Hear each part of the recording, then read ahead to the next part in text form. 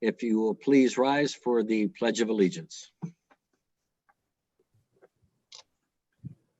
I pledge allegiance to the flag of the United States of America and to the republic for which it stands, one nation, under God, indivisible, with liberty and justice for all. Thank you. Clerk, if you'll call the roll.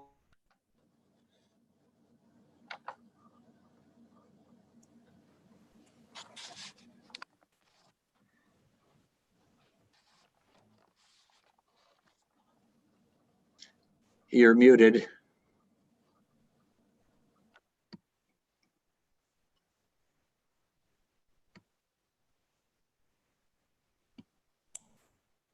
Better? Yes. Okay, I'm sorry. We have a new computer. Thank you very much, Mayor. But this meeting is being recorded for rebroadcast. We ask everyone to speak clearly one at a time. Please state your name when called upon by the presiding chair. Members of the public can access this meeting by telephone, Zoom, or the City of Norwalk YouTube channel.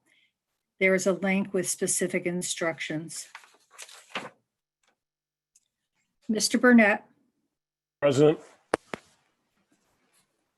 Ms. Johnson. Present. Mr. Langella. Present. Mr. Sachinelli. Present. Ms. Smith. Here. Mr. Hulaman. Present. Mr. Roberts. Present. Mr. Dumas. Ms. Young. Here. Mr. Coyotes. Mr. Theodorides. Here. Mr. Keegan.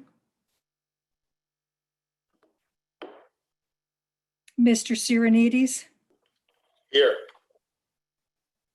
Mr. Livingston. Here. Ms. Shanahan. Here. I'm afraid I might have missed someone. Is Ms. Johnson on? No? I believe she was muted. Yes. Oh, she's yes, here. okay, sorry. Mr. Dumas? No, Mr. Dumas is not able to join us this evening. Mr. Coyotes? Is he a no? I'm here. Oh, okay, sir. And Mr. Keegan? No? You're muted, Mr. Keegan. Join the club? Mr. Keegan is here. Okay. So it looks like we have 13. No, there's 14. I have Ms. Johnson is here, sorry. Okay, Yes. 14 present. You have a quorum. Okay, thank you. If we can have the screen with the agenda, please. Okay, first item on the agenda is the acceptance of the minutes of June 9th, 2020. Do I have a motion? So moved, Mayor. Moved by Council President Smith.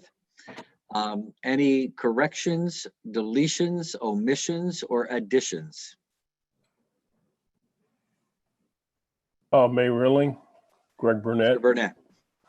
On page 3, under Council President, that statement, I think it reads a little awkward. It says the Norwalk Common Council read a statement. I think the a statement should come out. It should just read, President of the Norwalk Common Council read the following statement from the Common Council. Okay, so noted. Any other corrections? Any deletions, omissions, or additions? Okay, seeing none. Ms. King, would you take a roll call vote on the acceptance of the minutes? Mr. Burnett, Aye. Ms. Johnson, Mr. Langella, Aye. Mr. Sachinelli, Aye. Ms. Smith, Aye. Mr. Huvelman, Aye. Mr. Roberts, Aye. Ms. Young, Aye. Mr. Kides, Yes. Mr. Theodorides, Yes. Mr. Keegan, You're muted, Mr. Keegan.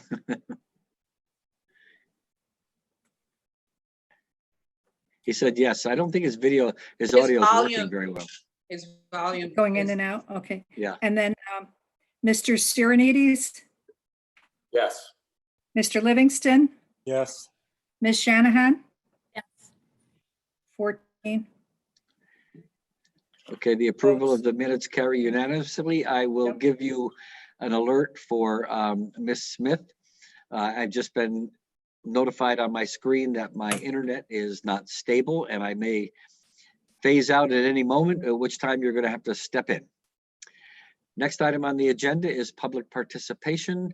Mr. Manzi, do we have anybody signed up? We have two people from the public.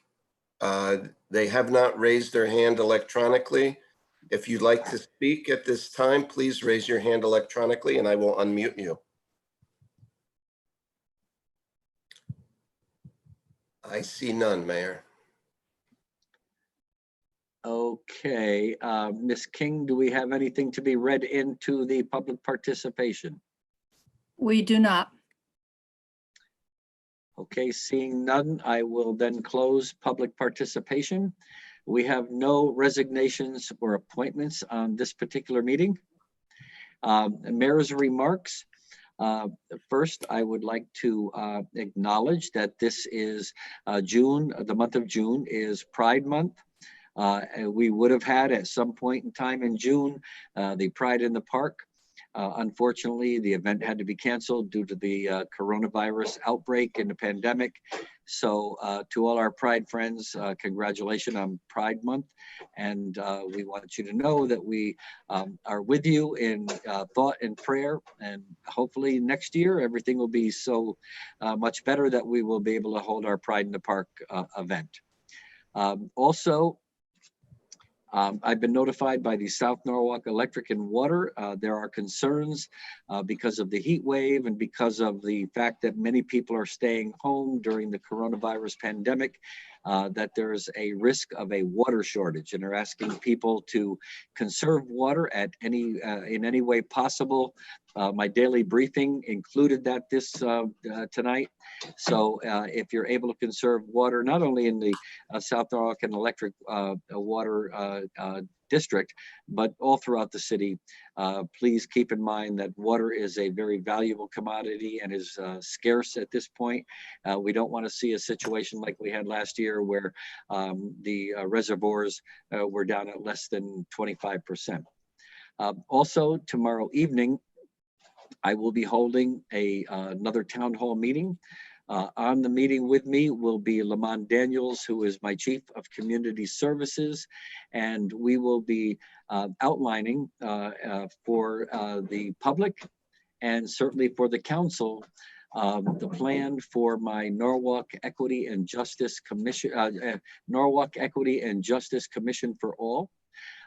Tomorrow night, and we'll be outlining Mr. Lamont Daniels will be my point person on this. He's done a really good job at putting together a very brief but detailed PowerPoint that we will be talking about tomorrow night. This afternoon, Police Chief Kahalwick and I had a meeting with the executive committee of the IMF to discuss some of the concerns that they may have. And they asked about the town hall meeting. They asked about plans for moving forward and how we can improve relationships, not only with the police department, but across the city. So we're going to be doing a lot of those things. And tomorrow night, I invite everybody to tune in. I will make sure that the council gets a copy of Mr. Daniels' PowerPoint prior to the meeting so you can review it and have any questions answered that you may have. That's all I have, and I will pass this on to the council president, Ms. Smith. Thank you, Mayor.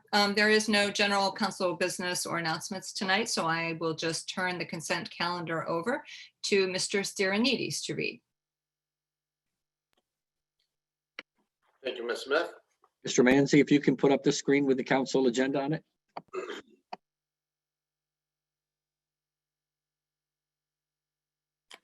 Okay. Item 7A, 1A, authorize the mayor, Harry W. Rilling, to execute an agreement with FGB Construction Company for project DPW RNP 2020-1 Nathan Hale Middle School bathroom concession building foundation for a sum not to exceed $31,500, account noted. 7A, 1B, authorize the Director of Recreation and Parks to execute a change order on contract with FGB Construction Company for project DPW RNP 2020-1 Nathan Hale Middle School bathroom concession building foundation for a sum not to exceed $3,150, account noted. 7A2A, authorize the mayor, Harry W. Rilling, to execute an agreement with Gilberto & Son LLC, project number 4018, chimney repair and reconstruction at Gallagher Mansion, Cranberry Park, for a sum not to exceed $229,900, accounts noted.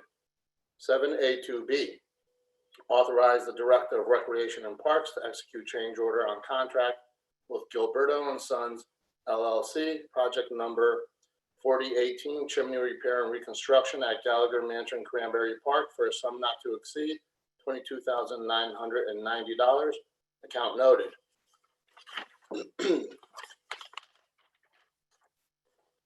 7B2, for informational purposes only, narrative on tax collection dated June 11, 2020.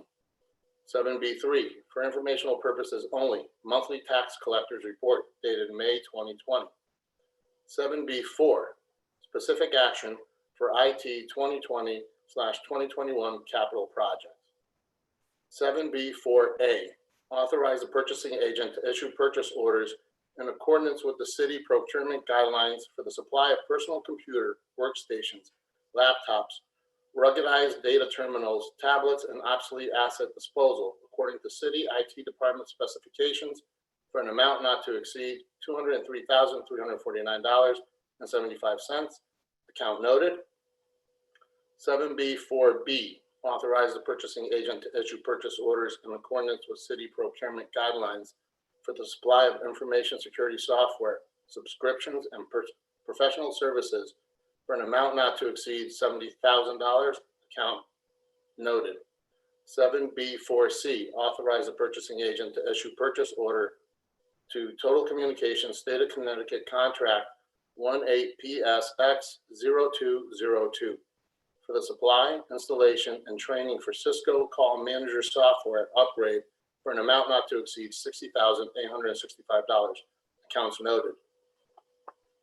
7B4D, authorize the purchasing agent to issue purchase orders to Barramundi Software USA, Inc. for the Barramundi Management Suite 800 endpoints, including support, maintenance, and subscription services and training per vendor quotation dated January 22nd, 2020 for an amount not to exceed $31,512, account noted.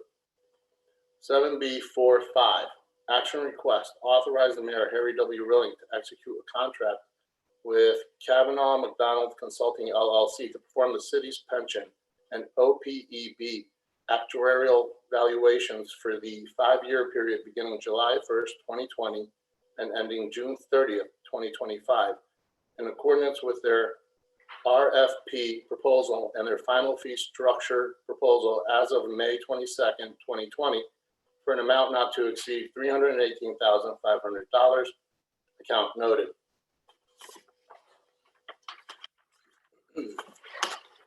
7C1, approve the following revisions, amendments to Chapter 30 of the City Code, Chapter 30.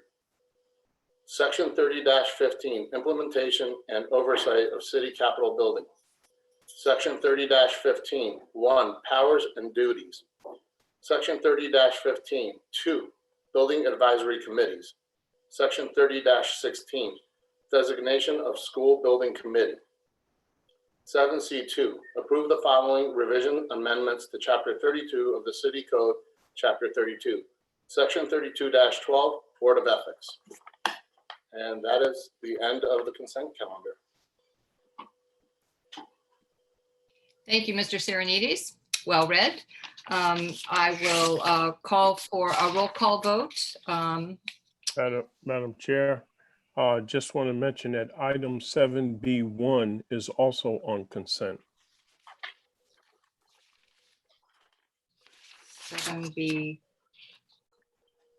7B1, did we miss that? Oh, I may have missed it. I'm sorry. 7B1, accept and approve the report of the Claims Committee dated June 11, 2020. My apologies. Thank you, Mr. Burnett. With that, I will call a roll call vote. Mr. Burnett, Aye. Ms. Johnson, Mr. Langella, Aye. Mr. Sacchinelli, Aye. Ms. Smith, yes. Mr. Hoovelman, Aye. Mr. Roberts, Aye. Ms. Young, Yes. Mr. Kites, Yes. Mr. Theodorides, Yes. Mr. Keegan, Yes. you've got that microphone working. Excellent. Mr. Serenides, Yes. Mr. Livingston, Yes. and Ms. Shanahan.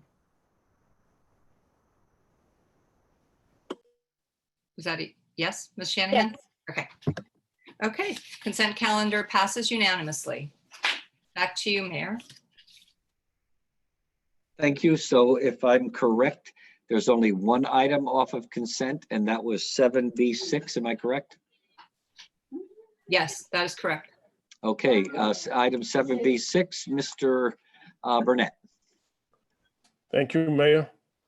Item 7B6, resolution making appropriations for various public improvements aggregating $153,832,356 for the 2020-2021 capital budget and authorizing the issuance of $129,001,956 general obligation bonds of the city to meet certain appropriations in the 2020-2021 capital budget. Okay, Mr. Burnett, are you moving the item? Yes, I would like to move this item. And do you wish to speak on it? Yes, we have with us tonight, we have our Chief Financial Officer, Mr. Henry Dakowitz, along with a representation from Shipman and Goodwin, Mr. Bruce Chudwick, who will present the approach that we're going to use with our bonding for our capital projects. We approved the specific items in the capital budget, and now this is authorizing securing the necessary funding for these various projects. So with that, I'll turn it over to our Chief Financial Officer, Mr. Dakowitz. Thank you, Mr. Burnett. As mentioned, this has been my first year as Chief Financial Officer. I'm hoping that this is the final time I talk about the capital budget for this year. It's an extensive, very thorough process. I appreciate all of your patience and support through the process. So we've talked about our capital budgets, and the authorization today is to authorize us to bond for these capital projects. So the capital program has already been approved. We now need specific authorization to go out and issue debt bonding on behalf of the city, with which we will use those funds to pay for those projects. As I have discussed in previous situations before the council, although the authorizations are a gross $153.8 million for this year's budget, we are looking to borrow $42 million this year. So the 153 million is over the course of these projects. So maybe I'm going to divide it up. First, I'll have Bruce Chudwick, who's the partner with our new bond counsel, Shipman and Goodwin, talk about the legal issues about the bonding resolution.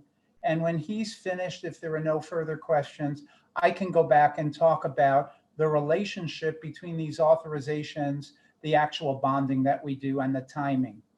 Okay, so Bruce? it's all Yes, yours. good evening. Good evening, everyone. Thank you, Henry. Good evening, Mr. Mayor, members of the Common Council. It's great to see you, and thank you so much for allowing us the opportunity to work with the city on your upcoming financings. Matt Ritter and Danielle Braun of our office are excited to be working with you as well as I am, and with Henry and his entire team. And we really appreciate the opportunity. So thank you once again. We have prepared the bond resolution that really is tailored toward the ones that you have seen in the past. No real significant changes in the bond resolution, but what it does is provide for the appropriation of the funds for the capital project, as Henry indicated, at the $153 million level. And then the ultimate bond authorization is only $129 million because, as you all know, the remaining funds will be coming from other sources, either grants or other revenue sources that will pay for the projects.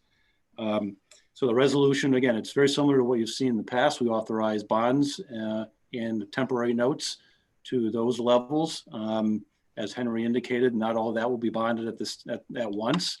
We'll work with Henry and the finance team to put together a financing package and determine which projects are to be funded based on cash flows and other needs for the projects. The resolution provides for all the powers of the committee to be in place to authorize and sign off on the final pricing of the bonds when we go out to the marketplace, and for primarily the mayor and the finance director to handle a lot of the delegated duties of handling the overall bond issue. So that's the makeup of the bond resolution.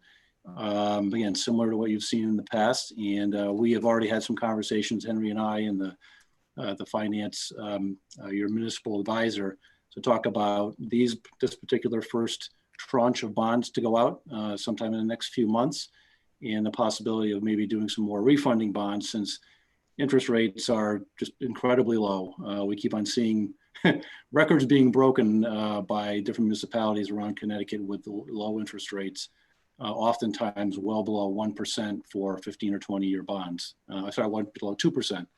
In the 1% range. So we're anxious to work with you and on the projects. And once again, if there are any questions on the specifics of the resolutions, I'd be happy to address those. But with that introduction, I'll turn it back to Henry. Thank you. Are there any questions for Mr. Chudwick or myself?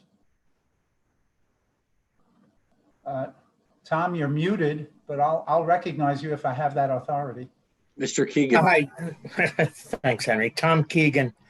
I have some questions. I have 5, and I'll just read them all off. And I know that you'll address them in your dissertation, Henry. But my questions are: what is the total dollar amount in debt service currently being paid by the city? What is the total amount we are bonding as of today?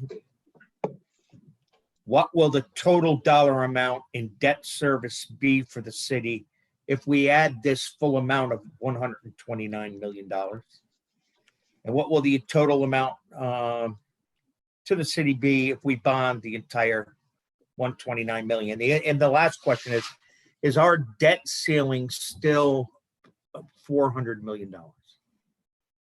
And those are my questions.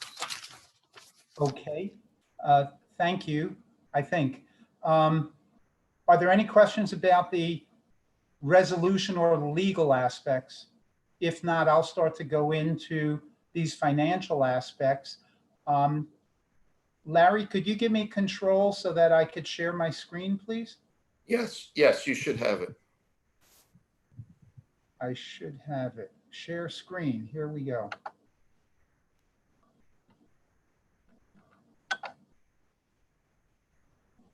Okay.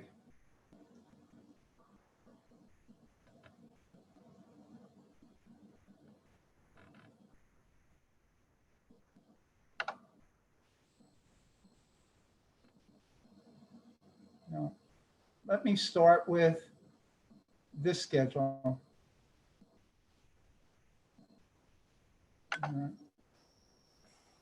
Let me start with this schedule. Okay, it's called reconciliation of capital budgets Henry, to the we can't see fiscal your year screen. 21 bonding and future years. You can't see my screen. Okay. No, we don't have your screen up. Share screen. What does that do? Select a window. There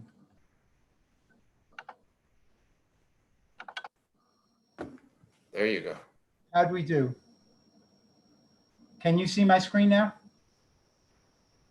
Yes, you're good now. Thank you. So this schedule, which I have shared before, I call it the reconciliation of the capital budget listings to fiscal year 21 bonding and future years bonding. Okay, so we have on the left-hand side a column called gross numbers, and we have all of the departments: police and fire, DPW, WPCA, economic community development, subtotal for the city. Then we have the Board of Ed projects, subtotal Board of Ed. That's how we get to the 153.8 million, what I like to call as gross. That's the gross authorization we're asking you for. It's important because especially when we're doing resolutions for school construction, the state requires or requests, my screen share is paused. Okay, sorry. When we go to the state to be put on the list for reimbursement from the state for school construction, they usually like to see that the gross authorization has been approved by the by the local legislature. So that is why our authorization resolution today is for the 153,832 million. However, as Mr. Chudwick indicated, we do not expect to bond for that total amount. We expect certain revenue to come in. So for example, for DPW, although they are looking for 26.3 million, we expect to receive 750,000 in LoCIP revenue and 5.4 million in other revenue. Okay, so the total net that we expect to require is 20.9 million, not the 26.3. Similarly, WPCA is a separate authority. They bond on their own, and their borrowing does not affect our credit rating. So therefore, it's a zero net to us. We expect 1.16 million for economic and community development. So if you go down the bonding required by the city, although we're looking at 51.1, we only expect to borrow $40.8 million. On the Board of Ed side, there's the 50 million for Norwalk High School is net of the 80% reimbursement we are expecting from the state. They said for this project, we only need to authorize the net amount, that's the 50. But the Cranberry School, like most of our other construction projects, we expect a certain 30% or thereabouts reimbursement from the state. We only expect to borrow 30 million for that project. And the other projects that were approved this year are listed gross net with no deduction. So the Board of Ed, although it's a 102.7 million authorized, we're looking at 88.15 million that we would end up borrowing. So out of the 153 million, 153.8, we only expect to borrow 129 million. We had talked about, Mr. Keegan was asking about our debt limits. Okay, and I made a big point as we went through the capital project, capital budgeting process, that in consultation with our financial advisor, Hilltop Securities, we have determined that $400 million is the absolute limit for the amount of debt that we can issue and still maintain a AAA bond rating. There are other ratios that the rating agencies look at, one of which is how much is the debt service that we pay annually to service our debt as a percentage of our total operating expenses. Obviously, as we increase the debt, that percentage will go up. But we feel that 400 million is a workable number that says, as we get close to that, we are in danger of losing our AAA. So what we decided is we are currently at approximately 260 million in debt. That gives us 140 million of new additional debt that we can issue if we are required before we hit that 400 million limit. So we established a 10-year program to hit that limit. And what we said is that's $140 million. That would allow us $20 million for each of the first 5 years and about $8 million for each of the next 5 years. However, each year we are paying down some of the principal already outstanding. So we can take the 20 million new money borrowings, add it to the 22 million that we are retiring and paying off. And that gives us the total amount that we can issue each year. So 22 million is approximately what we will be paying down each of the next 5 years. And 20 million would be the new additional amounts that increase our gross debt. And that gives us about a $42 million ceiling. Using that as a basis, I took the bonding required in column D. Okay, so we have $129 million that we have to borrow. And my goal was to have 42 million next year and the balance deferred. Now the police have a major radio system that's being acquired. It's been on the capital projects for 5-6 years. This is the coming year when we have to buy it. It's literally taking us from analog to digital. It's throughout the city, a very important project. I have worked with Deputy Chief Zecca, and she said the $14 million required, we can split that over 2 fiscal years. The vendor said that would be acceptable to them. So that's how we ended up with a little more than 7.5 million this coming year and 6.5 million for future years. Fire is current. Most of the other requirements are current. So out of the 40 million, we were able to defer 6.5, and current requirements require 34. We then look at other requirements for the Board of Ed. Now, what's significant about the large school projects, there are IRS requirements that forbid borrowers of tax-free funds to borrow more than they need for longer periods than they need. There are what's called spend down requirements. So my example is if we needed $100 million to build a bridge and it would take us 2 years, we are not allowed to borrow 150 million for 3 years. And therefore, it's very important to time the borrowings appropriately based on the cash flow expenditures. In consultation with Alan Lowe and Jim Giuliano, who run our construction programs, they alert me to the fact that even if both of these schools are on the program and authorized for this year, very small amounts would be spent this coming year, maybe only for design. And the real expenditures would occur in the following year. So we don't need to borrow that 80 million now, but we will have to borrow it in the future. And again, the 50 million for Norwalk High is on the assumption that we are going to get that 80% subsidy from the state. So that's not included in our current year borrowings. Everything else for the Board of Ed has to be included in the current year borrowings.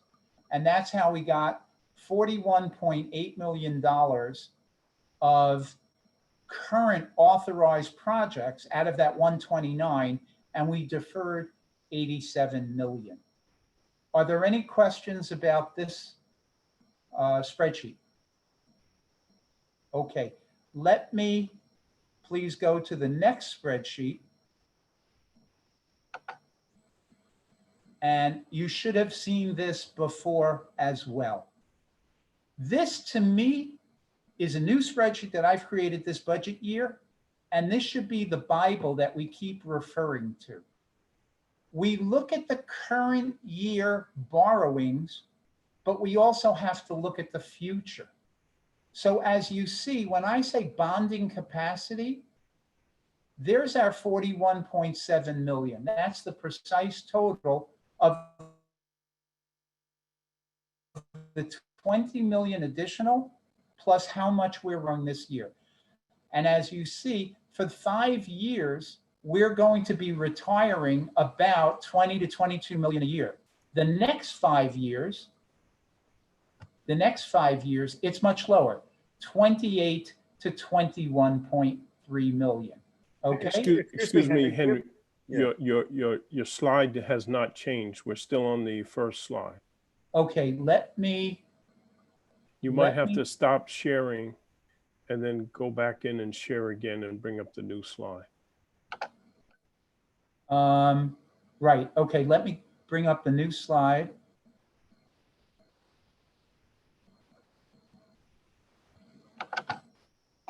Nope. Nope, still the same one. That's the same one, right. Let me go to the other one and see if I can't pull that up. Yeah. No. Okay, let me start again. Share screen. Here we go. How do we do There now? you go. You got it. Oh Great. my God. Larry, take a vacation. I'm now a Zoom expert. Okay. So here we are. So this is to me the critical schedule that we have to keep our eyes on. It shows current year bonding. Here's our capacity. Here's how we're going to bond. And we have to make sure that in the future, so here are the 5 years, 41.7 to 40.9. And the next 5 years, instead of adding 20 million a year, we can only add 8 million a year to the debt that we retire. Okay, and that's why it's a much diminished capacity. And that's the bond limit, assuming we have a $400 million capacity, we have 10 years to get there, and we don't want to lose our AAA rating. Now, authorized in prior years but not yet bonded. If you go over here, I inherited $118 million of prior year authorized budgets that we've not bonded for yet. And I'm assuming that's because of the spend down requirements. We weren't ready to spend it. We didn't borrow it, but it's already authorized. And there are people, when they spend that money on contracts, are going to say, Henry, where's the money? So one of the things I've instituted with Chitsime Lamb, our controller, is that quarterly, we now go out to all of the department heads and we have a listing of every capital project that's open. And open means it's been authorized. So she just loaded all of these approved, authorized new projects and the increases to existing projects into Munis. She's taking a printout from Munis by department. So let's say here's Parks and Rec, and all of those departments roll up to Public Works. And we do that for every area, Board of Education. We say, these are your projects. Here's how much has been authorized. Here's how much you've already spent. Here's how much is left. Please give us a cash flow projection quarterly for the next 2.5 years. I need that so that I borrow sufficient cash that I have it on hand when the department heads are spending that money. But at the same time, we don't borrow too much and get into an IRS violation. So quarterly, we are sending that out later this week, and we are going to estimate. So part of that 118 million has to be borrowed this year. Now I put down 5.9 because that made the column work. New project authorized net in the current year. That was the 129 that we talked about. But there's also $6 million left in an existing Norwalk High School project that was for certain repairs and upgrades. But if we are going to have a new Norwalk High School project costing us 50 million, we don't need to spend that 6. So that 6 becomes a negative. These are the funding requirements. So 41 plus 6 plus 129, but we get 6 back. We need to find $128.9 million. Current projects authorized, but spending or bonding is deferred. But we know part of the way we manage this is by deferring some of this bonding.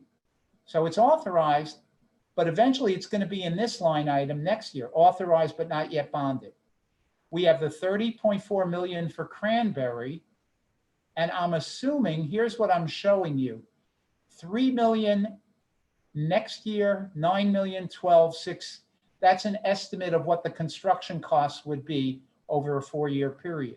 Norwalk High School, 5.15, and then 20 million, 20 million. Combined dispatch radio system, as I indicated, we're paying 7.5 this year, 6.5 deferred to next year. So if I deduct the 87 million, 87.2 from the 128.9, I get to the 41.7 million, which is the limit for this year's borrowing. And I am at 0 at balance. So this is how I fit all of our current authorizations with what I expect to be borrowed. And Mr. Chudwick is correct. We've had discussions. I've had discussions with Bill Lindsay of Hilltop Securities, our financial advisor, with Mr. Chudwick. The 3 of us will coordinate. The market is looking good. We are in a very good situation with our AAA bond rating, with our very high rainy day reserves. And everyone tells me AAA credits in this market look good. There are maturities that occur June 30, July 1, so investors have cash to invest. There have been 4 straight weeks where investors have put more money into tax-free bond funds. So everything is looking good. I can't manage how much we have to borrow. We're fitting it in as best we can. But what I can do is look at the market and try to borrow as cheaply as I can. And I will be working with my internal team, those individuals, Angela Fogel, our budget director, Chitsime Lam, our controller, as well as talking to our potential underwriters to say, how do we structure the deal so that we can grab the lowest interest rate, the lowest cost of issuance in a way that benefits the city. So that's coming. I would expect that borrowing in the end of July. Any questions so far? Okay. I have to get on the phone call. So just like COVID, I'd like to say, because the mayor in his 6.5-year tenure was fiscally conservative, built up the rainy day fund, had a AAA bond rating, our investments were conservative, we had plenty of cash, even though the market crashed at one point, but has now bounced back. We have been able so far, knock on wood, to handle the COVID stresses as well as any local government, I feel. And I'm talking nationwide. Having said that, I feel my role is a financial profit. That's P-R-O-P-H-E-T, not profit. And my job is to be the early warning indicator And what I'm saying here is we're doing okay right now, but we have to start worrying about these capital projects. And here's why. We have a limit of 42.9. In order to pay that 118, we need 14 million a year. And that's for the other projects. We have already made commitments for these projects. That's 24 million. That's a total of 38 out of 42. We didn't even talk about the annual paving and all the annual requirements by the departments.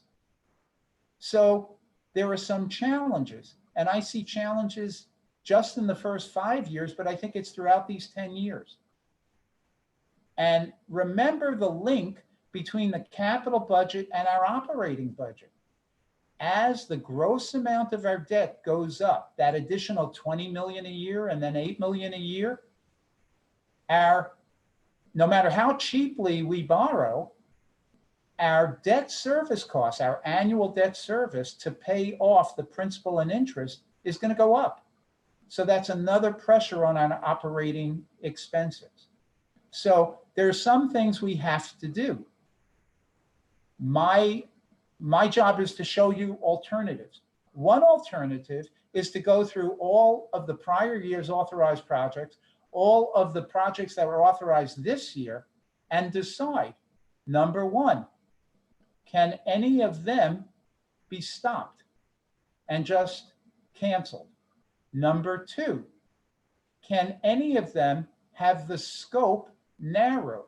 Maybe there's a project including 5 components, A, B, C, D, and E.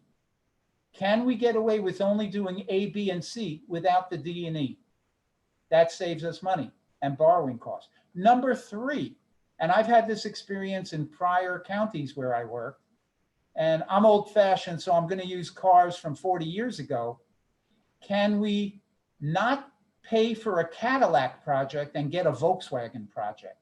Functionally, we get it done, but it may not have all the bells and whistles. That's another way to save capital dollars. Fourth, can we stretch it out? Can we take some of the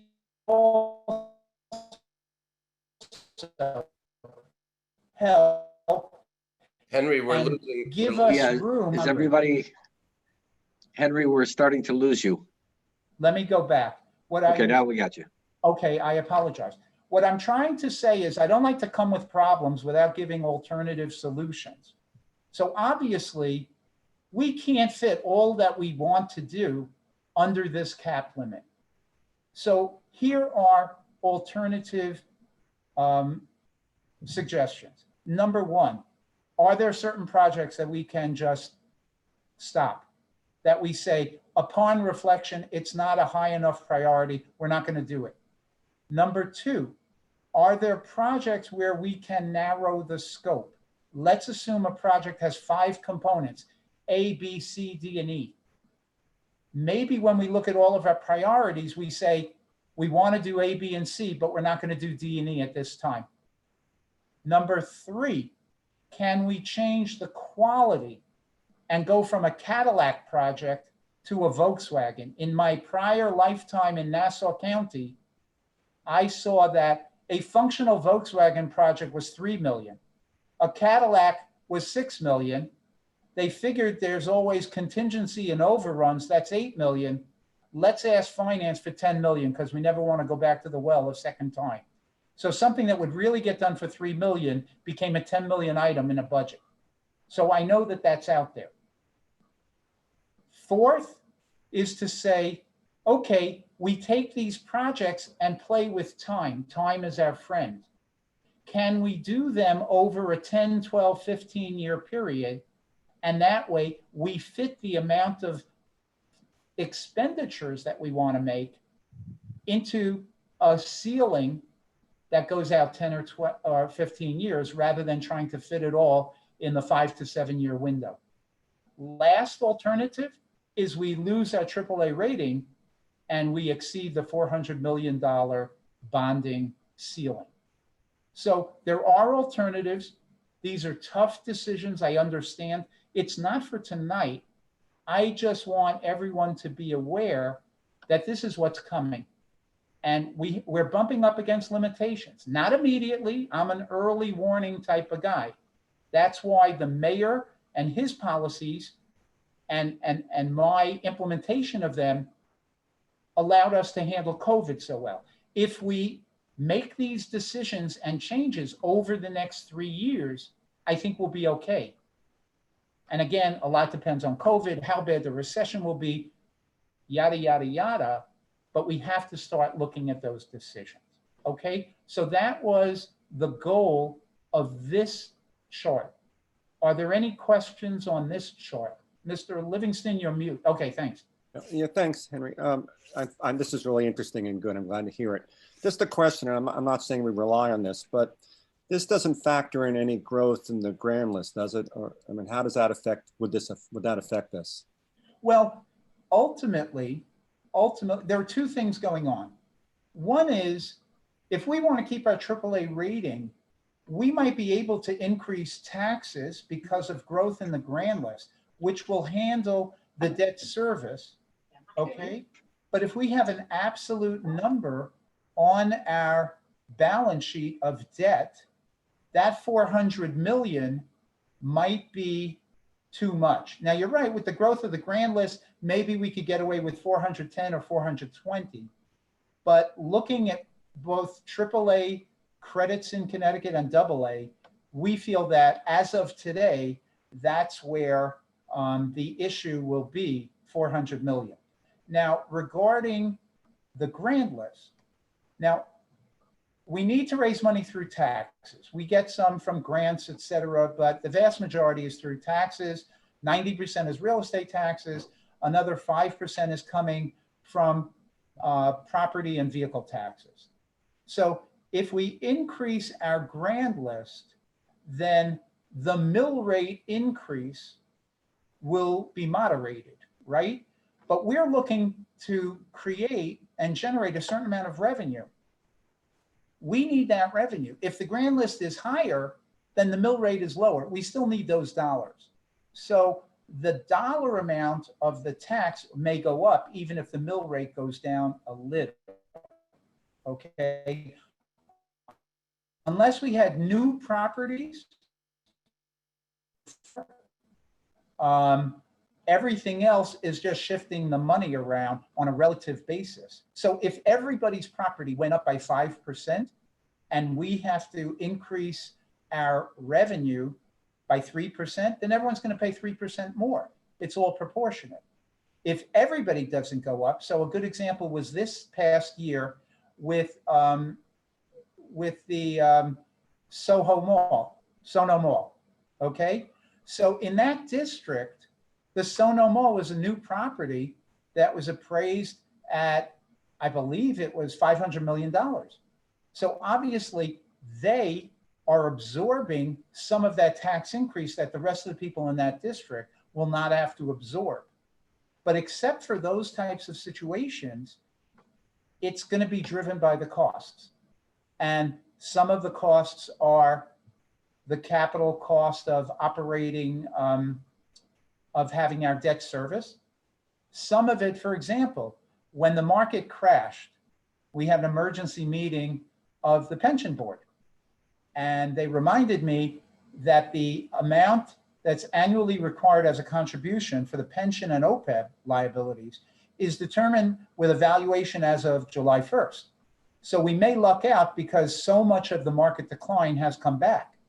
But if not, they estimated that we might have to pay about $4 million more per year for those contributions just to recover.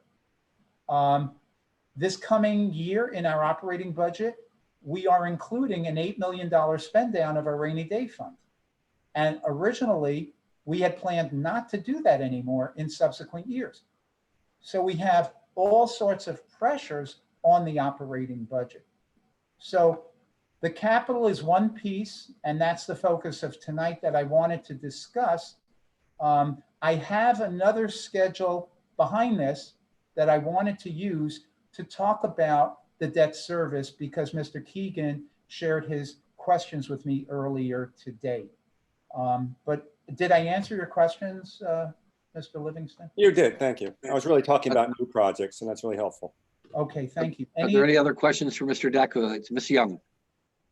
Hi, Henry. I just wanted to know what types of projects would we try to stretch out? You said over a 10 to 12 year, like what types of projects? Could you give an example of what that might look like that we would stretch to that extent? Well, let me give an example of what the mayor directed us to do when we were doing the operating budget this year. And there were a number of departments. I believe I recall police department, fire department, and public works, where they wanted to replace certain equipment. And it's sort of, it has a useful life of 6 years. It's fully depreciated. And Mayor Rilling's words ring in my ear. He's speaking my language. He says, I don't care fully depreciated. That's accounting. If it works, let's keep it. We don't need to replace it. Another good example, we're building a new school. And I don't know about you, but my experience is when people move from one location to another, they keep their furniture. And there are expenses in there saying we need new furniture. Well, that would be great if we had an unlimited checkbook. But if we have furniture that works and it's a number of years old, maybe that's a place where we can make savings. So the point is we have to be very smart financially. I'll give you another example that we're dealing with every day now for the last 3 months. We have COVID expenditures. And we had all the technology requirements for the Board of Ed to have laptops and Chromebooks for distance learning, both for children, parents, it's for children and the teachers, okay? So the question was, how much of a computer do they need? Well, the teachers might need a little bit more juice in their computer than kids who are in K-3. So we consolidated and we had discussions, let's say between the Board of Ed, our IT director, Karen Del Vecchio, as well as the mayor, chief of staff, and myself, which is trying to make those trade-offs between functionality, must have, and it would be nice to have. Okay? Now, we in finance, trust me, we are working furiously to maximize the amount of reimbursement the city will get for all of the expenditures by both the city and the Board of Ed on COVID. And right now they're saying they're not going to give us any reimbursement for any revenues lost. And I'd revisit that to make sure because we've had revenue lost. But that's separate. What we can control is how much do we need to spend? What do we need? What's functional? What's nice to have? What's really critical? And these are just the tougher decisions.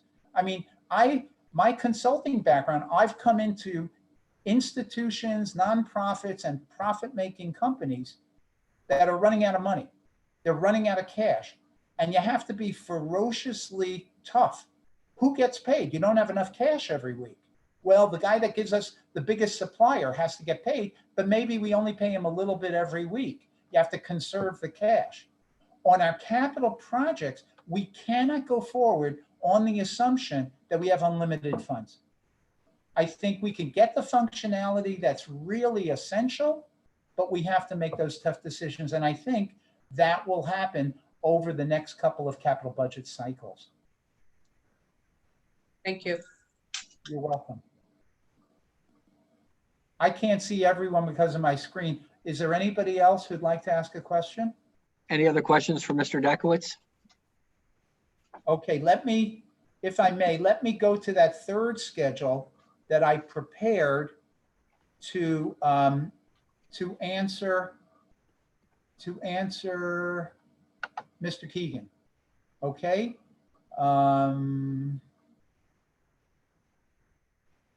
Let me make sure I get to the right schedule.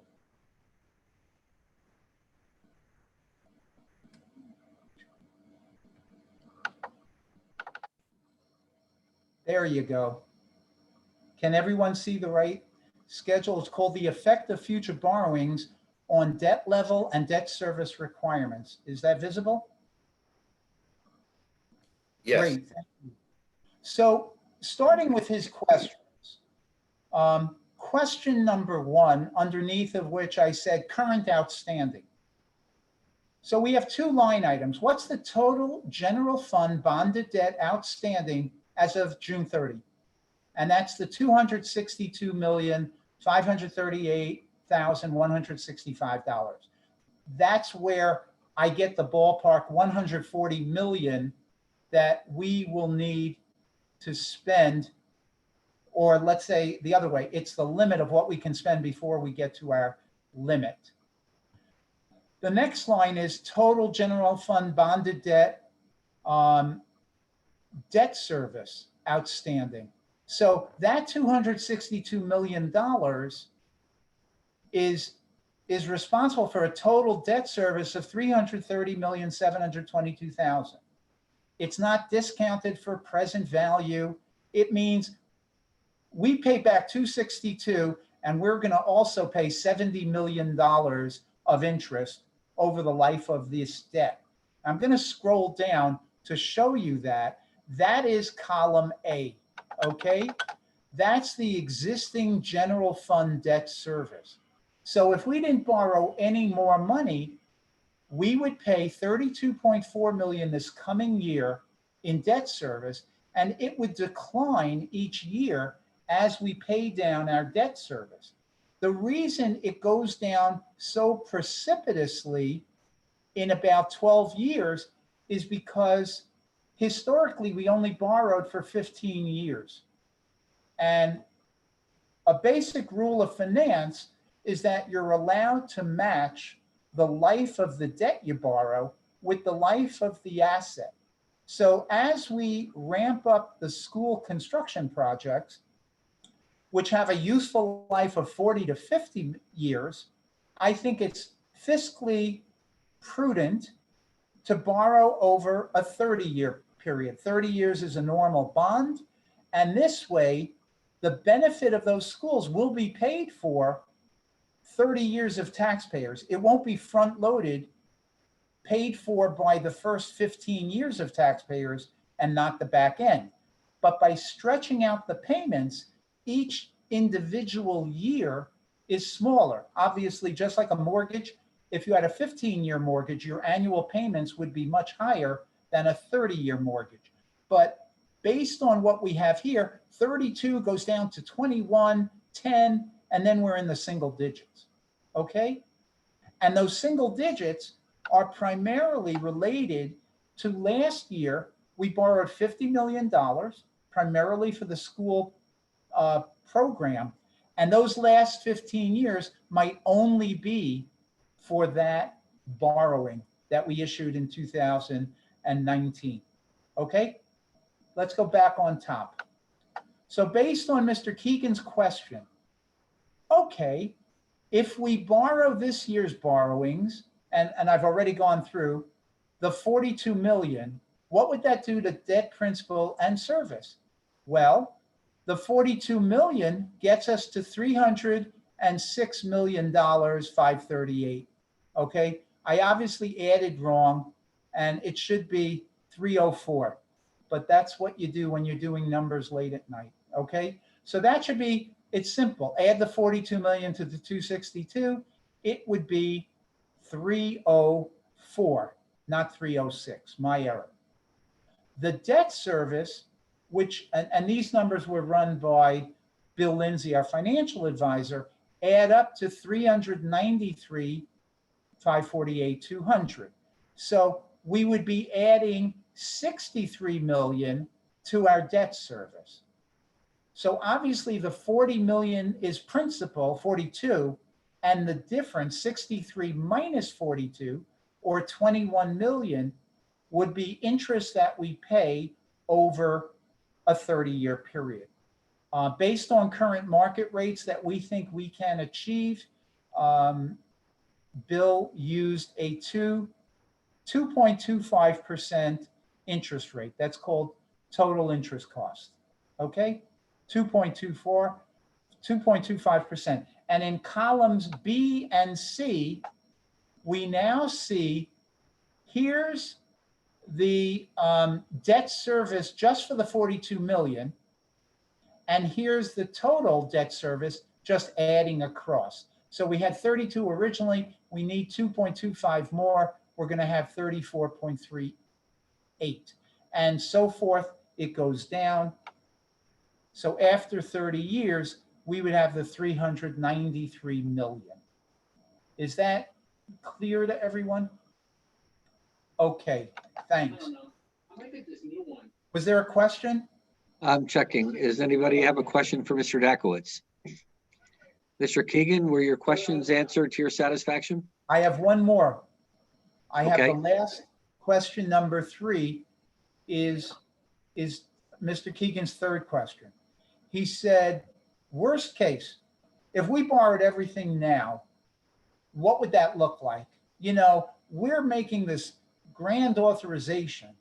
What would that really do if we borrowed it right away, not in the future? Well, because of those IRS rules, the 80 million for Norwalk and Cranberry would not be borrowed right away. It would be borrowed a year from now. It's not going to be in this year's borrowing. So I took that out and I said, okay, it becomes 49 this coming year in a month in July, and then 80 million next year, just because of IRS requirements. What does that do to our principal? We're at 391.5. We are at our limit already if we borrowed this all. What does that do to our debt service? Again, this isn't discounted for time value of money, but it's 526 million. Let me show you that in columns C, D, and the column that's labeled A plus C plus D. Here are the bonds, $49 million. We would borrow it in a month at 2.25%. So it's obviously just a little bit larger than column B, okay? Because we're borrowing 49 instead of 42 at the same rate. So you go down and instead of 62 million, it's 73 million. That's the 49. The painful one is the 80 million. And because it's going to be a year from now, we estimated that rates for municipal tax-free borrowing may go up a little. So we use 2.5%, still a record low. And here's what the debt service payments would be there. We're looking at 4.4 going up to a max of 5.7 and then coming down, 122 million. And in order to see what the total debt service would be, we're going to use A, which is existing that we have to pay. Instead of B, we're going to use C for the July 2020 borrowing next month. And we add D, which is next year's borrowing without even considering new borrowing. When you add A, C, and D, we're looking at a debt service of 32 going up to 39.1 million and then coming down, but it only comes down to high single digits. Okay, even when we're out 15 years, we're still primarily 5 to 10 million a year. And that has nothing to do with the additional borrowings we're going to need in the next 15 years. So I think it's a very good schedule to take the theoretical, what happens if we borrow all this money, and make it very practical. So if you look at our debt service, our current is at 32.4, and it's going down over the next 5 years to 24.8. If we add the 42 million, the 32.4 is constant, but it goes down, but not as rapidly. So it goes down to 27.5 for each of these years. If we had to borrow the whole thing, it would go up to 33.3. So part of what I'm trying to do, and the message is, time is our friend to help the debt service go down so it's manageable within all the other pressures on our operating budget. And this just shows some of the numbers. in a very clear and eye-opening way.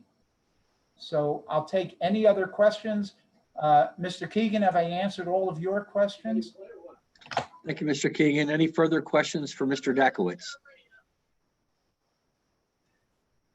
Seeing none, I believe the item was moved by Mr. Burnett. If there are no further questions, we would move the item for a vote. Ms. King, would you take a roll call vote, please? Mr. Burnett, Aye. Ms. Johnson, Aye. Mr. Langella. I don't hear anything. Is he on? Yeah, we're not hearing the vote. If you could unmute yourself before the vote, before you're responding. Yes, I'm sorry. Yes. Okay. Mr. Sacchinelli, Aye. Ms. Smith, Yes. Mr. Huvelman, Aye. Mr. Roberts, Aye. Ms. Young, Yes. Mr. Kides, Yes. Mr. Theodorides, Yes. Mr. Keegan, No. Mr. Sirenides, Yes. Mr. Livingston, Yes. Ms. Shanahan,